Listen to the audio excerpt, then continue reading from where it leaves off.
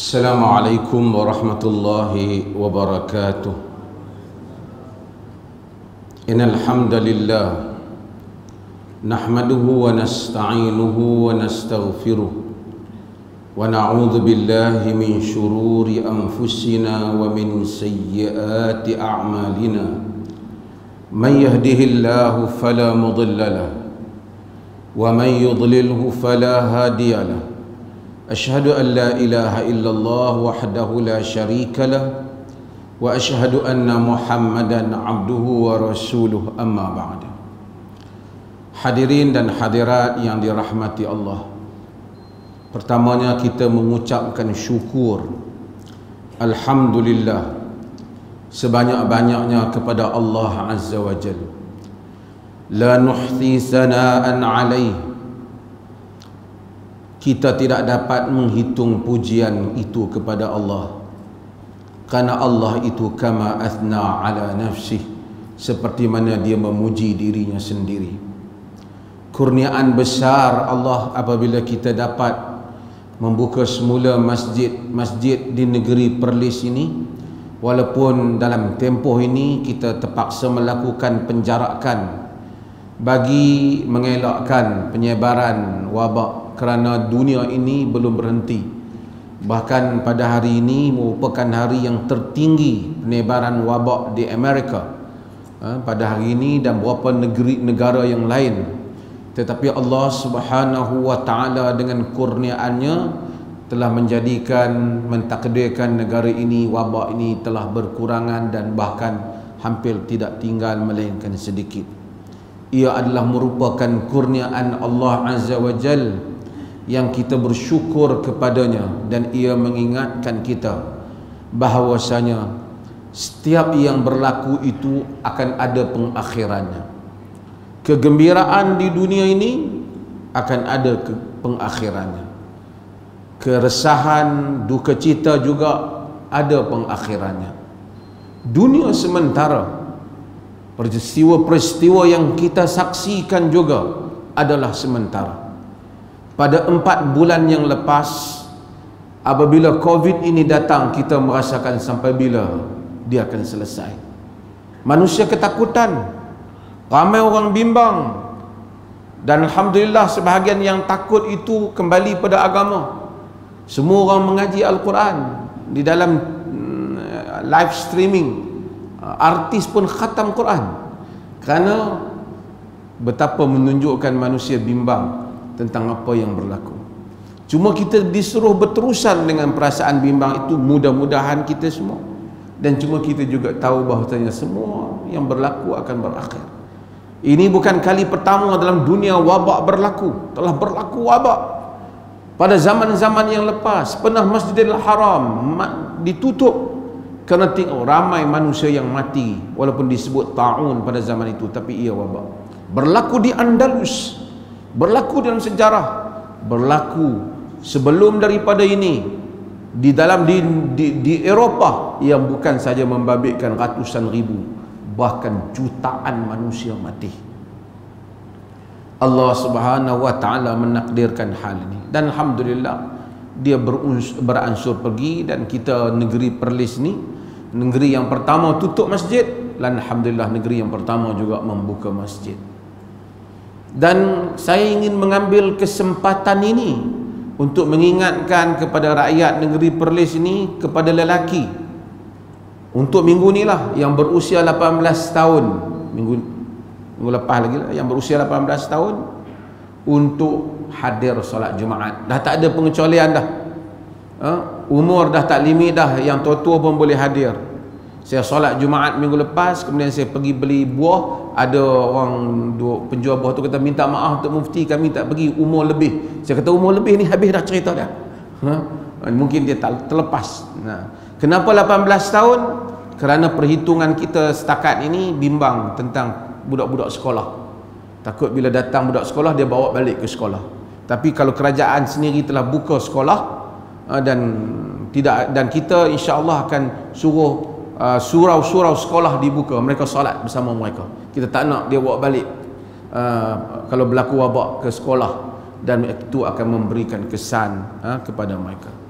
Mudah-mudahan semua orang berlumba-lumba lah datang ke masjid, supaya jangan ada alasan tak datang, tak mau pergilah. Pi pun bukan boleh dapat tempat, dia tak pergi lagi pun. Kita buka sehingga ke tempat parking, bawa sejadah salat. InsyaAllah mudah-mudahan lepas pada ni kita rapatkan balik saf, kita kembali kepada sunnah Nabi SAW.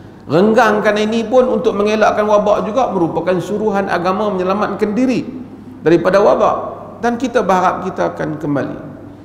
Saya masih ingat saya duduk di Wales. Di Wales saya duduk di Lampeter banyak bulan, 7-8 bulan. Masa tu tak ada masjid, kita semayang di rumah. Jumaat semayang sama-sama orang Malaysia dan orang Islam yang lain di chapel saja, di gereja dibenarkan, digunakan. Perasaan kita ni resah kerana kita orang Islam ni memang nak ke masjid. Kemudian saya dapat jemputan daripada UK, saya terus pergi ke Dubai. Di Dubai saya turun hampir pada waktu asar, turun kawan-kawan sambut di sana. Saya masuk ke masjid di Dubai setelah beberapa bulan tak masuk. Saya tak dapat membayangkan betapalah perasaan itu apabila masuki masjid. Kerana kita ini Muslim, mukmin, kita hidup, ini tempat kita. Kita berlumba-lumba ke sini.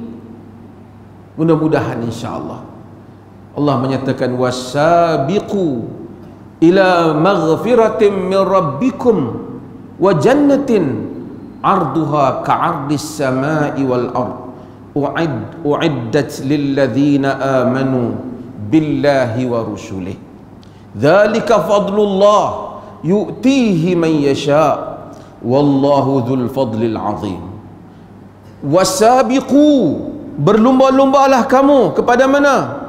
Ila maghfiratin min rabbikum, kepada keampunan Tuhan kamu.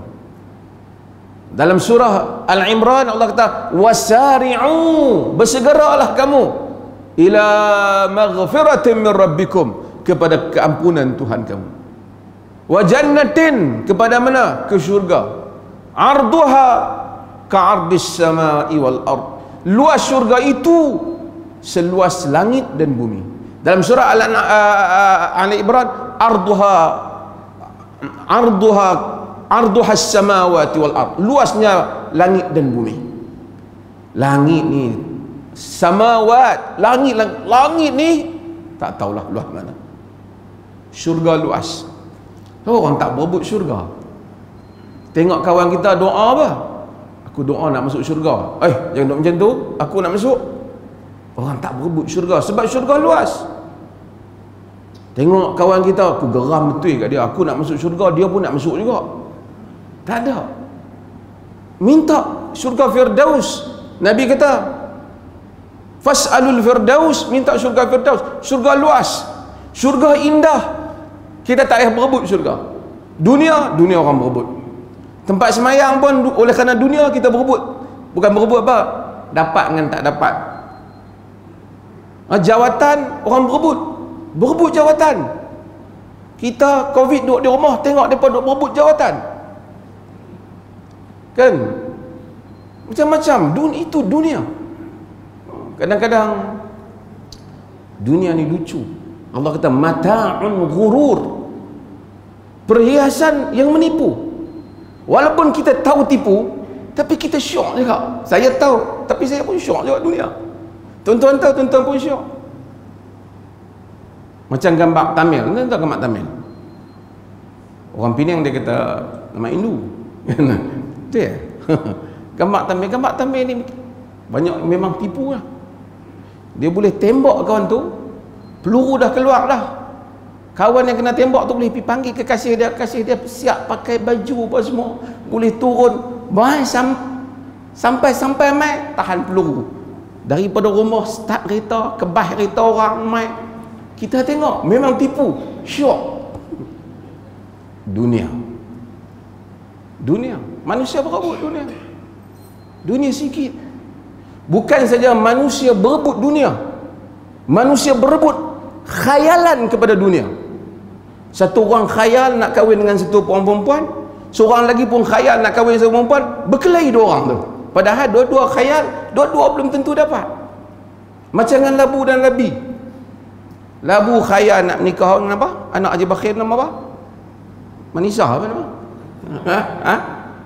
Dia podok kawan baik, tengok tunjuk-tunjuk gambar sama. Mulai hari ni putus persahabatan, kata. Pasal khayal sama. Khayal sama, sanggup dia lancar perang antara dua orang tu. Lepas tu dunia yang bukan saja berebut dunia, berebut mimpi. Dalam mimpi tu kata labu, asal je aku mimpi kau datang, asal aku mimpi kau datang. Kau ni memang kacau daun lah lebih. Berebut mimpi dunia, macam jawatan dalam dunia. Semua yang berkhayal jawatan tu tak layak, tak cukup sokongan, tapi berkelahi di atas khayal. Pasal kau ni pun khayal nak jawatan tu, kau ni pun khayal nak jawatan tu, berkelahi jawatan, kan? Satu jawatan wanita satu orang berkelahi. Jawatan apa yang untuk berkelahi 2-3 hari ni? Tak ingat. Pengurusi masjid ke apa? Perdana Menteri ke apa? Pakat berkelahi nak jadi Perdana Menteri, yang letak nak balik yang tak jadi nak jadi. Lah kali semua yang tak cukup pun bukan marah pada kawan dia, sebab hang pi khayal sama dengan aku. Kita heran, dia betul heran macam dengan gambar Tamil, tapi sebenarnya tak heran. Itu adalah dunia. Padahal kalau jadi berapa lama? Ada 5 tahun, ada 3 tahun, ada 2 tahun lebih sikit, ada tak dan nak sampai 2 tahun. Orang berebut syurga. Allah kata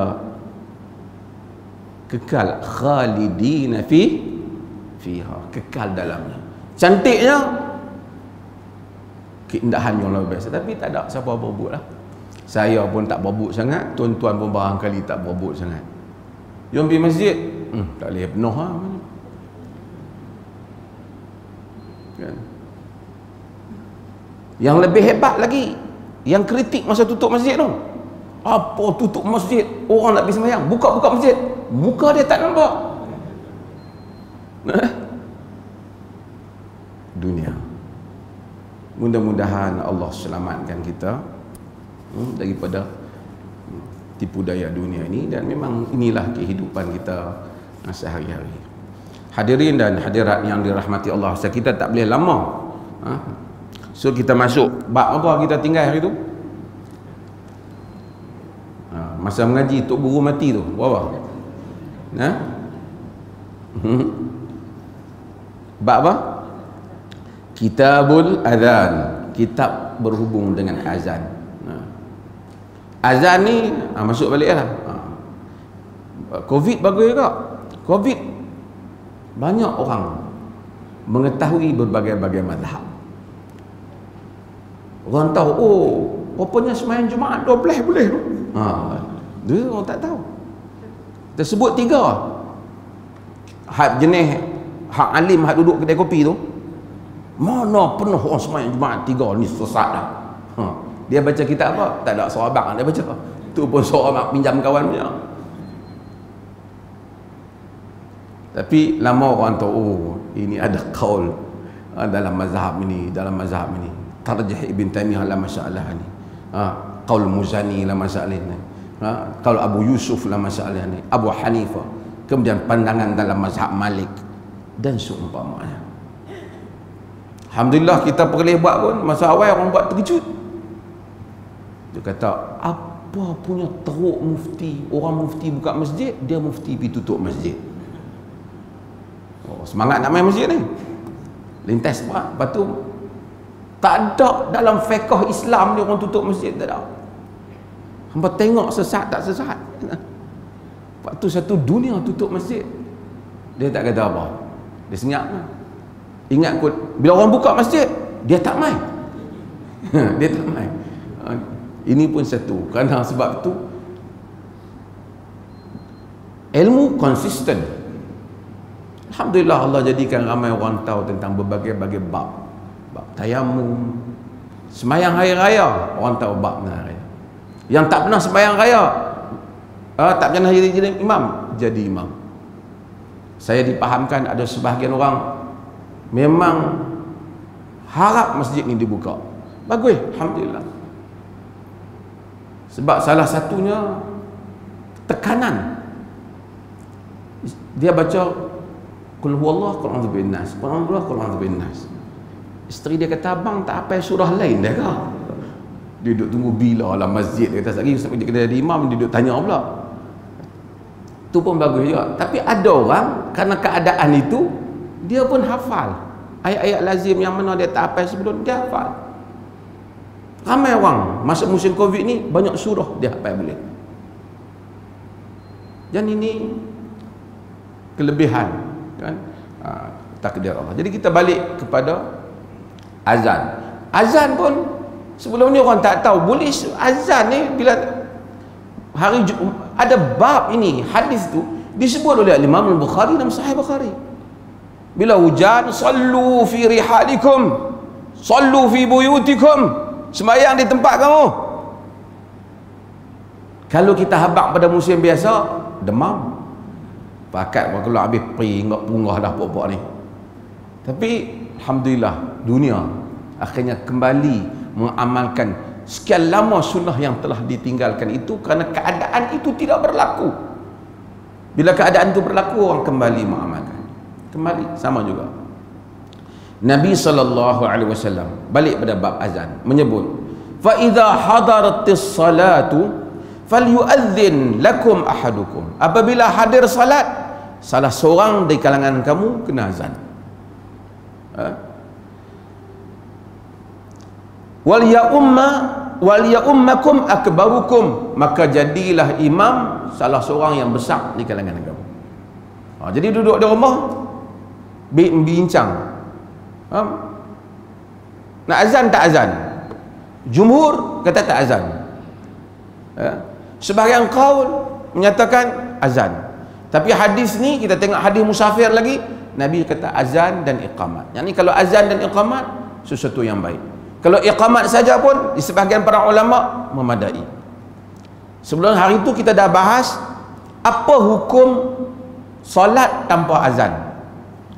Semua orang tahu lah solat tanpa azan sahlah. Itu yang kita tahu seperti mana yang menjadi pegangan jumhur. Tetapi ada qaul yang menyatakan seperti qaul Atha bin Abi Rabah dan juga Al-Auza'i, dia menyatakan bahawasanya Atha bin Abi Rabah kata azan fardu, iqamat syarat sah salat. Kalau tak iqamat tak sah salat. Pendapat dia.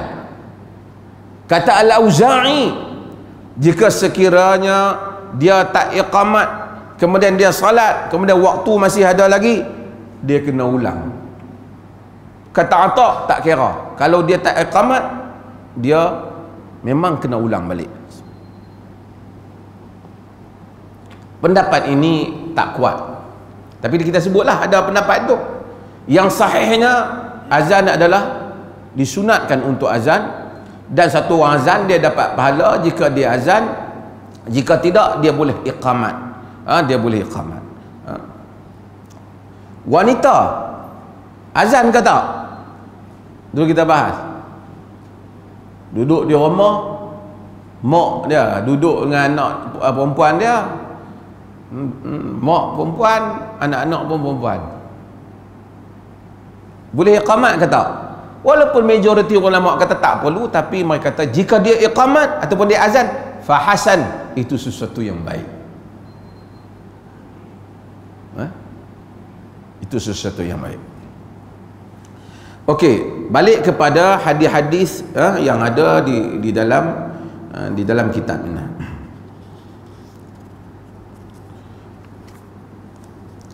Wa an Abi Juhaifah radhiyallahu anhu qala ra'aitu Bilalan yu'adzin.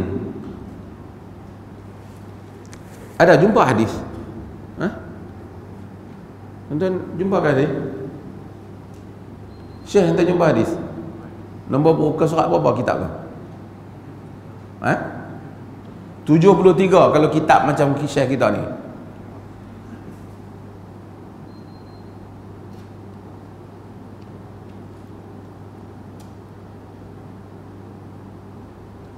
Ada?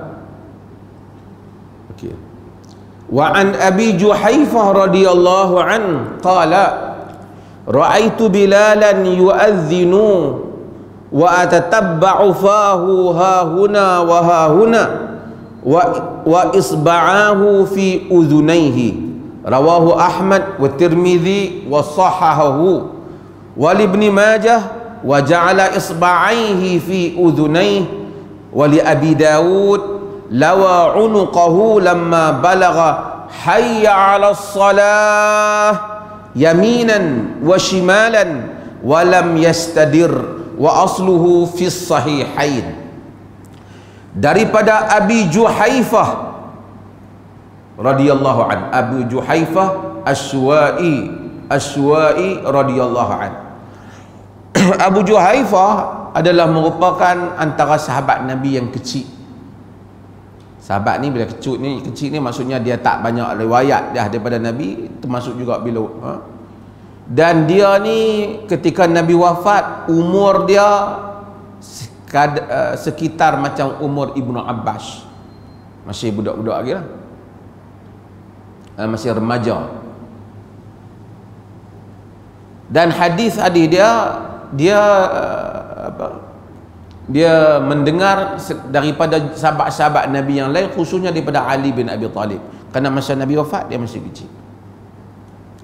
Dia pernah jadi ketua polis kepada Ali bin Abi Talib, sahibus syurtah, ketua polis pada Ali bin Abi Talib.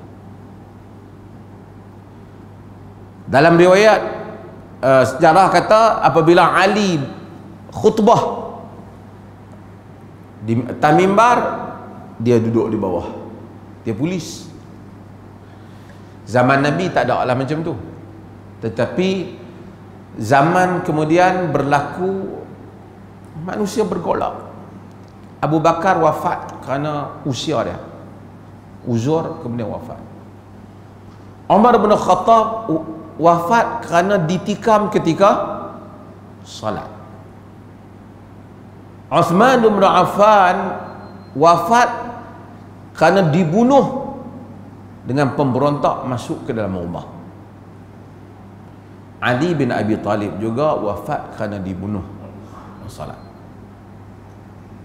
Maksudnya 3 daripada 4 khulafa tu hadapi cabaran yang hebat. Muawiyah bin Abi Sufyan yang Syiah tak suka tu, sebab dia perang Ali, dia dilantik sebagai gubernur pada zaman Umar bin Khattab pun dia dilantik, dan dia ada pegawai ataupun macam polis lah yang jaga dia. Umar bin Khattab tak suka benda ni. Umar bin Khattab tak suka gubernur dia yang ada orang tengah. Kalau orang nak mai jumpa, kena jumpa orang tengah dulu. Umar marah benda ni. Bahkan Umar kepada gubernur-gubernur dia tak benarkan ada pintu rumah, tak boleh. Ada lansir dia, takut orang panggil tak dengar. Oh, kalau macam tu ramai tak berebut lah jabatan tu, kan? Isteri-isteri sahabat ramai tak suka jika sekiranya suami mereka dilantik oleh Umar menjadi gubernur. Zaman dulu tak ada wallpaper apa, orang balut dinding ni dengan kain. Umar kalau tahu dia pergi ke negeri tu, dia koyak kain tu dengan tangan dia. Dia kata kain ni patut bagi orang miskin pakai. Dan Umar bila orang nak mula bertugas dengan dia, dia akan tanya berapa banyak harta kau. Bila dia pecat nanti ataupun dia buang kerja, dia nak tanya banyak mana harta kau. Jadi sebelum zaman orang ada semua SPRM, semua ketelusan ni, Umar bin Khattab buat dah. Telusnya Umar dia tak suka Muawiyah bin Abi Sufyan. Muawiyah di Syam, di Syria. Syria ni kita tahu di sini kekuatan kerajaan Rom. Roman Kristian. So Umar bin Khattab bila dia pergi ke Syria, ke Syam, dia pergi ke Syam. Syam ni merangkumi lah Syria, Palestin, Jordan, ni semua kira Syam pada zaman itu. Bila dia pergi, dia kata, Muawiyah, aku dengar pasal dia sampai sana, dia khalifah. Orang sambut lah, rakyat sambut, terutama gubernur kena sambut. Muawiyah ni badan sedap, gubernur Muawiyah bin Abi Sufyan. Orang Syiah dia marah, dia duduk kait dengan pak dia Abu Sufyan. Abu Sufyan pun masuk Islam akhirnya. Yang orang Syiah marah ni sebab Muawiyah ni dia perang Ali. Adalah semua orang ni tentang macam-macam kan. Tapi Muawiyah, Umar lantik dah. Bukan kata Umar lantik dah, Nabi pun bagi jawatan ke dah. Bila sampai Muawiyah ikut je Umar tu, Umar khalifah, Umar tak berhenti buat tak tahu. Abdul Rahman bin Auf dia kesian kat Muawiyah. Dia kata, ya Amirul Mu'minin, at'abtar rajul, wahai Amirul Mu'minin, hang bagi dia letih. Kau bagi dia letih, kesian kat dia lah maksud. Duk kena ikut dia gubernur khalifah, main nak ikut lah. Umar buat tak tahu dah. Umar turun kuda, pegang batu tu, sebahagian kata pegang kasut, nak paling Muawiyah. Marah apa? Aku dengar kata kau ni pakai bodyguard ya? Macam tu lah. Kau ada penghalang, orang nak jumpa kau, kena jumpa dia dulu, kena jumpa orang tu dulu. Kata Muawiyah, orang selalu kut perbuatan Muawiyah ni, nak geng-geng yang Syiah nak kata itulah Muawiyah ni teruk. Kata Muawiyah, wahai Amirul Mukminin, di negeri ini berhampiran dengan musuh, dan mereka menghantar orang mereka yang bila-bila masa saja untuk membunuh khalifah, membunuh gubernur. Jadi aku terpaksa wujudkan ini supaya mereka tak terus dapat membunuh aku. Umar diam. Kata Umar, Muawiyah, kau ni kalau aku kata apa pun memanglah ada alasan kau. Dia komplain Muawiyah. Tapi dia tak pecat Muawiyah, dan dia tak suruh Muawiyah jangan ada tu. Kalau orang timbul kes itu, kita kata Ali bin Abi Talib, ni cerita dalam politik lah, pasal kadang-kadang orang atas ni okey je, hak bawah ni sekan ni. Dia apa kata Muawiyah, tapi Ali bin Abi Talib juga ada ketua polis yang jaga dia masa dia khutbah. Siapa dia? Abu Juhaifah ni. Yang tu nak cerita panjang sikit. Abu Juhaifah. Jadi Abu Juhaifah As-Suwai, dia ketua polis penjaga Ali bin Abi Talib. Dan Muawiyah bagi tahu Umar, kadang-kadang musuh mai serang orang gubernur. Tapi apa yang Muawiyah cerita tu benar, kerana Umar ditikam oleh orang luar, iaitu Umar ditikam oleh Abu Lu'lu', dan dia merupakan orang Majusi daripada Parsi. Walaupun berbagai-bagailah tentang latar dia tu. Jadi ini adalah rawi yang kita tengok dalam hadis ni. Kata dia, qala, kata Abu Juhaifah, ra'aitu Bilalan, aku melihat Bilal. Bilal ni siapa? Bilal bin Rabah. Tuan-tuan, ni ada benda yang manusia ni buat dalam hidup dia, dia dikenang sepanjang zaman. Contohnya siapa? Bilal. Kerja Bilal ni taklah glamour mana. Bukan jawatan zaman lah. Cik kerja apa? Tok Bilal masjid ni. Oh, ingat kerja besar. Tapi Bilal, sebut nama Tok Bilal, pasal Bilal lah, ambil dah sempena Bilal. Tapi kerja Bilal ni yang Nabi dengar ni'alahu, dengar tapak kasut dia di syurga ni, kerja ni ialah kerja yang orang sebut sampai hari ni. Bila orang azan, orang ingat Bilal. Ada lagi muazzin-muazzin Nabi yang lain yang kita sebut nama, termasuk Abu Mahzurah yang akan kita baca hadis dia. Tapi Bilal kurniaan Tuhan. Orang kulit hitam tak ada apa, tapi dikenang kerana dia buat satu kerja yang hebat, iaitu azan. Azan ni ikut-ikutnya semua orang hafal boleh. Tak mengaji tinggi pun boleh azan. Tapi kerja ni kerja yang mulia, yang disebut di dalam hadis-hadis Nabi sallallahu alaihi wasallam. Sebab tu orang yang jadi tukang azan ni, alhamdulillah kerja tu. Panggil orang mai sembahyang. Bagi orang mai sembahyang. Kalau tak ponting lagi bagus. Itu tambahan. Macam Lui tak ada lain penting. Ni cerita masjid di Tanzania. Di Perlis ni tak ada lah. Okey. Ra'aitu Bilalan, aku melihat Bilal yu'adzinu, dia azan. Wa tatabba'a famahu ha huna wa ha huna, dia azan dan mulut dia tu di belah ni, di sebelah ni. Yang ni dia dia pusing sini, dia pusing sini. Wa isba'ahu fi udhunaih, dan dua jarinya, sebenarnya isba'ahu dua jarinya di dalam telinga dia. Yang ni dia bubuh jari dalam telinga ni, kemudian dia kata dia azan, dia iltifat, dia pusing, seperti yang diriwayatkan di dalam hadis ni. Kita baca dulu, tengok tentang masalah hadis ni. Kata dia yang ni yang diriwayatkan oleh Imam Ahmad, Tirmizi dan At-Tirmizi mensahihkannya. Sahahu, yakni At-Tirmizi kata sahih. Kerana Imam Tirmizi ni dia tak macam sebahagian kitab lain, macam Abu Daud, dia kadang-kadang dia sebut, tapi Tirmizi sering dia sebut hadis ni hasan, sahih, gharib, hasan sahih, hasan gharib. Dia bagi hukuman, walaupun hukuman yang dia bagi itu ulama hadis kadang-kadang bincang balik, adakah seperti yang dia bagi ataupun ada pandangan yang lain. Tak apa.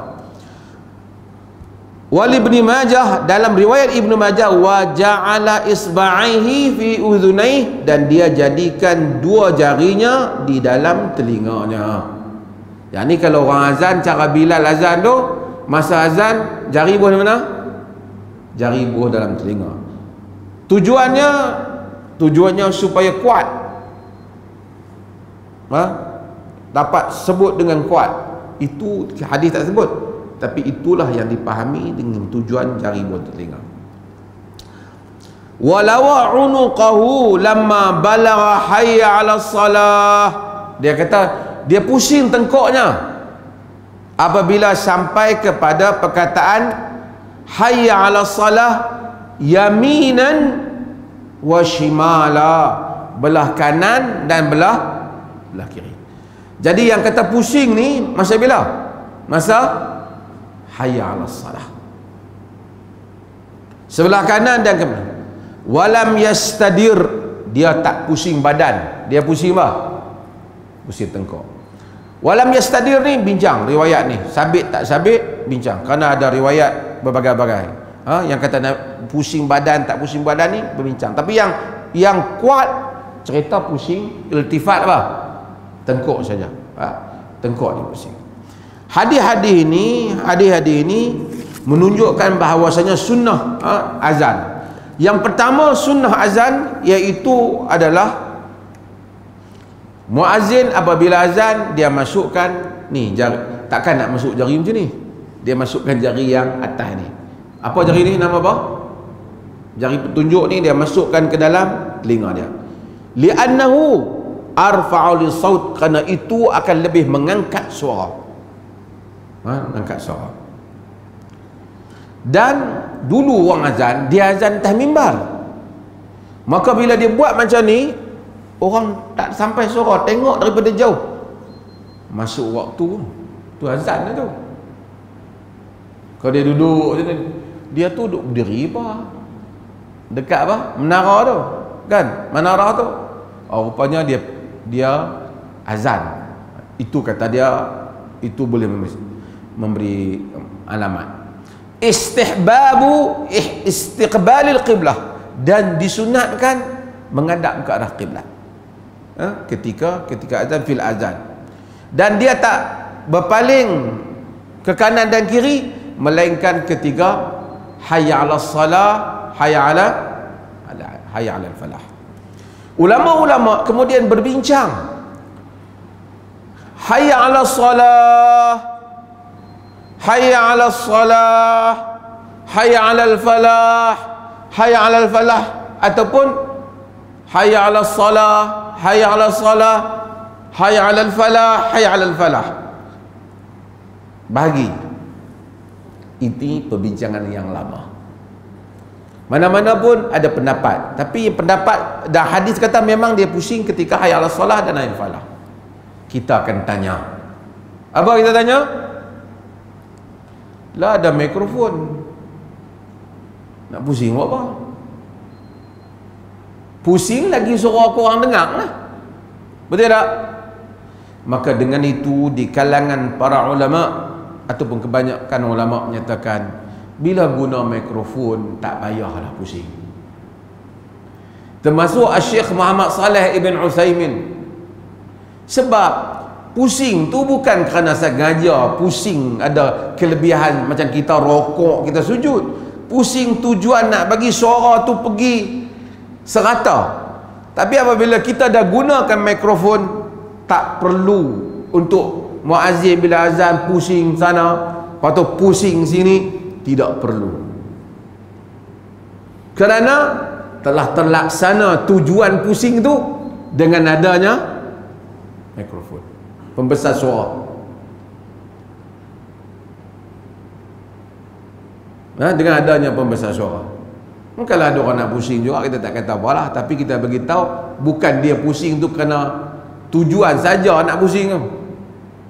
Tujuan dia nak bagi suara sampai. Maka dengan itu, maka tidak perlu untuk dia pusing. Guna mikrofon bid'ah ke tak? Pasal ada orang depa duk kata bid'ah, pakai mikrofon bid'ah.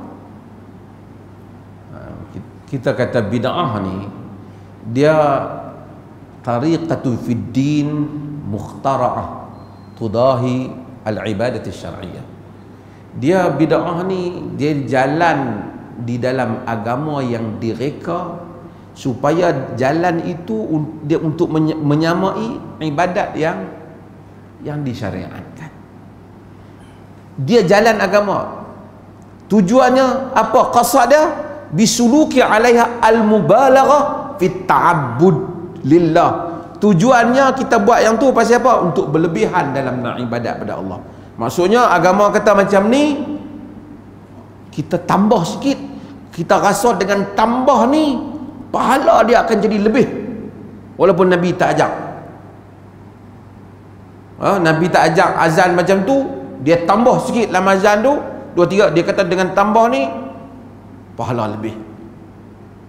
Ini dianggap sebagai bid'ah lah. Sebab tu bila Syiah tambah apa?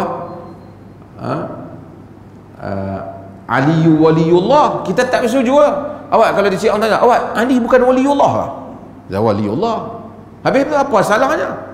Salahnya pasal Nabi tak ajak azan tu lah. Orang yang kata boleh tambah apa saja selagi betul, dia kena iktiraf azan Syiah tu. Pasal Ali memang wali Allah, Abu Bakar wali Allah juga. Habis mikrofon tak ada kita kata tujuan untuk supaya pahala lebih, hendaklah mengadakan mikrofon. Kita tak kata tujuan mikrofon supaya suara dapat didengar lebih jauh. Itu tujuannya. Ada pasal, ada sebab keduniaan atau sebab musabab dalam kehidupan ini yang bertujuan untuk membolehkan suatu hal itu dilaksanakan dengan lebih berkesan. Dia kata orang yang kata bid'ah ni kena pergi masjid naik unta. Kita tak kata sunat pergi masjid naik kereta, tak kata. Tapi tujuan kita naik kereta pergi masjid kerana itu boleh menyampaikan kita ke masjid. Saya tengoklah ada bukan siapa tunjuk, ada satu penceramah dia kata kalau bid'ah Tu bid'ah. Tu mikrofon bid'ah. Pakai jam bid'ah. Nak kata tak pandai, apa orang panggil?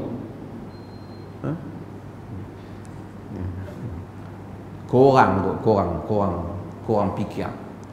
Kan? Kita ni, kita jangan dalam penghujahan, kita jangan hujah satu benda. Besok benda tu bila orang tanya kita balik, kita akan sangkut. Macam kita kata, kalau benda tu baik, apa salahnya kita buat walaupun Nabi tak buat dalam ibadat? Dalam ibadat khusus. Contoh apa? Nabi tak amal benda ni, bacaan-bacaan ni khusus pada waktu ni, sekian ni dengan cara kifiat begini, Nabi tak amal. Kita kata waktu hari ni, time macam ni, hendaklah dibaca surah ni. Nabi tak kata. Kita kata kelebihan pada waktu tu. Ini kita kata apa salahnya? Benda baik. Kalau kita kata apa salahnya baik, macam saya kata, kita juga mai orang lepas pi bulan Rejab pi buat haji. Kita lepas tu pi duduk di Muzdalifah dia padang Arafah, pokok dia. Kita kata apa ni? Dia kata aku tak kacau orang. Niat aku ikhlas. Aku bukan pi duduk di padang Arafah tu duduk pi buat menyanyi lagu rock karaoke ke apa. Aku doa. Kita tak pasal tu, time tu, waktu tu telah diputuskan, ditunjuk oleh Nabi. Bila orang duduk di padang Arafah, bila di Muzdalifah. Dia tahu tak? Salah ke? Makan angin di Eropah boleh pergi. Dia buat macam tu pula dah. Pergi melancong kata boleh pergi. Nak pergi Arafah pula tak bagi. Apa buat ni? Kita bukan tak bagi, nak pergi boleh, tapi tak boleh pergi buat ibadat khusus pada Muzdalifah dan Arafah yang mana bukan yang ditunjuk oleh Nabi. Dah salah ke? Apa salahnya? Bukan berzina kan? Dia dah buat macam tu. Tuan-tuan, kalau kita benarkan, kita kena endorse yang ni juga. Mai sekali orang semayang subuh, tengok-tengok lepas tu imam semayang, mai satu pok, Assalamualaikum warahmatullahi, Assalamualaikum warahmatullahi. Lepas mayang kita tadi, dia bangkit, semayang lagi 2 rakaat. Kita mayang mana? Dia pun habaq sekian. Tadi semayang sekali dengan kami, pasal apa? 4. Dia kata tak apalah, hak 2 tu kita buat hak Nabi, hak 2 lagi benda baik kita tambah, lagi banyak rakaat, lagi banyak pahala. Dia buat macam tu kat kita. Kita kata tak boleh. Nabi semayang subuh 2. Buat apa kita nak bergaduh? Kami bukan duk pergi mencarut ke apa, kami semayang. Tuan-tuan nak jawab apa dah? Mai kumpulan lain pula semayang insya 6 rakaat. Lama-lama agama tidak ada, tak perlu wahyu lah, semua orang buatlah sendiri. Sebab itu untuk menjaga agama, maka agama larang kita tokok tambah dalam ibadat khususiah apa yang tak dibuat oleh Nabi SAW. Kalau tidak orang boleh tambah. Tengok-tengok kita semayang, Allah lepas baca surah, imam rokok. Lepas dia rokok, dia i'tidal. Lepas dia i'tidal, dia rokok pula. Tu imam ni subhanallah kata, dia rokok. Tu dia bangkit, dia pun seperti biasa. Kita kata tu imam, pasal apa yang setiap rakaat dia pergi rokok 2 kali? Sujud betul lah 2 kali. Apalah nak bising-bising, bukan kita buat salah apa. Rokok kan benda baik. Allah sebut berapa banyak, farka'u ma'ar raki'in, rokok bersama orang rokok. Kita rokok kan? Dia tanya, tapi rokok sekali. Pasal apa buat 2 kali? Allah, semayang gahana boleh 2 kali. Dia pergi tu. Tuan-tuan, kalau kita main kata boleh, tak selesai. Semua benda boleh ubah. Semua benda boleh ubah. Nabi pun tak perlu buat satu contoh. Dia cuma buat basic dia. Hampa pandai-pandai lah agak-agak. Jadi kita pun fikir, hampa nak sembahyang masjid mana? Jom kita pergi sembahyang masjid sana. Masjid sana Isya 4 rakaat. Nu masjid kampung aku tu imam buat 8 hari ni. Tak sama. Sebab maka agama datang, ketaatan yang dikatakan taat kepada Allah dan Rasul itu bukan saja taat di dalam mengerjakan amalan itu, taat mengerjakannya seperti yang diminta olehnya.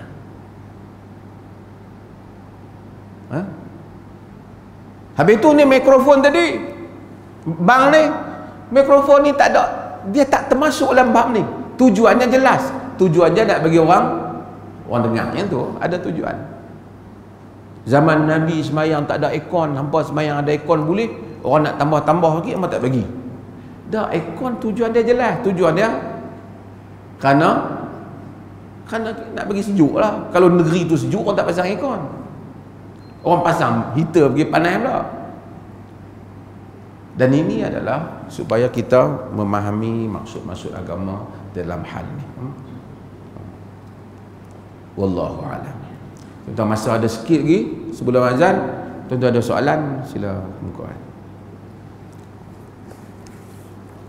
Kita PKP mematuhi jadual waktu. Sebelum saya tuan-tuan bagi soalan, ni Jabatan Mufti kita keluarkan buku Muqaddimah Ilmu dalam Memahami Hadis Nabimu, yang ni tulisan saya ni secara percuma. Ni orang luar yang tengok ni, mereka juga boleh dapat buku ni, diberikan dicetakannya adalah sumbangan Majlis Agama Islam dan Adat Istiadat Melayu Perlis, Maib sebagi. So siapa yang nak ambil ni, dia ambil untuk baca lah kan. Kalau dia ambil tak nak baca pun ambil pergi lah. Dah banyak tu dah. Pasal kita memang kita cetak dia habis cepat. Jadi kita pun bila nak cetak balik tu dia ada bajet dah. Dia nak kena tunggu. So siapa yang nak baca ambil lah, siapa yang rasa tak mau baca ambil. Ini satu lagi buku, The Obligation of Understanding the Reality Before Issuing a Fatwa, tentang fatwa. Ini juga ada, tuan-tuan boleh ambil. Siapa yang nak baca lah, kalau yang dia pun rasa apa dia tulis ni, tak boleh ambil lah kan. Ambil mana boleh baca. Jadi bagi orang luar tu, dia boleh minta lah orang Perlis yang ada ni tolong kirim kat dia. Kalau tak ada orang Perlis, dia boleh hubungi Kelab Jabatan Mufti, mereka tolong uruskan hantar buku tu melalui post. Cuma yang tu memang ada kos lah, yakni mereka tolong hantar duit stamp, duit mereka cas lah, pasal mereka kena beli stamp, kena beli bungkuih seumpama. Saat untuk bilai lah kita ajak apa ni,